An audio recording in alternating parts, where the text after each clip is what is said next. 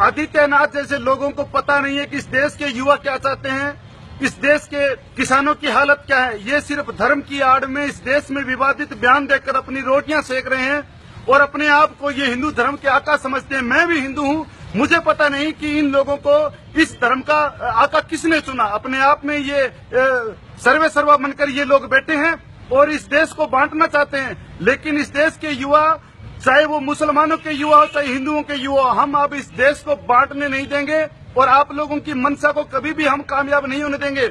आपको पता नहीं है कि जिस संसद की कैंटीन में बैठकर आप खाना खाते हो, वो रोटी का आटा सिखों के खेत से भी आता है, हिंदू के खेत से भी आता है और मुसलमान के खेत से भी आता है। लेकिन तुम लोगों को पता नहीं है, तुम वास्तविकता से हटकर तुम लोग जी रहे हो, ये हम सब जानते हैं। तुम तब कहाँ गए थे जब तुम्हारे ब्रांड एम्बेसडर बाबा रामदेव दिल्ली की सड़कों पे औरतों के कपड़े पहन के भागे, तब तो तुमने कोई बयान नहीं दिए। और एक योगी होकर योगी अपनी औकात में रहे। सारे देश के नौजवान हम इस भारतीय संस्कृति से जुड़े हुए, पता है कि योगी की गरिमा क्या होती है, योगी का महत्व क्या होता है। लेकिन तुम लोगों ने तो एक योगी की महिमा को भी धूमिल कर दिया। तुम्हें पता ही नहीं है कि योगी होता क्या है। योगी सिर्फ त्याग की भावना रखता है, लेकिन तुम लोग ऐशो आराम की जिंदगी जीते हो।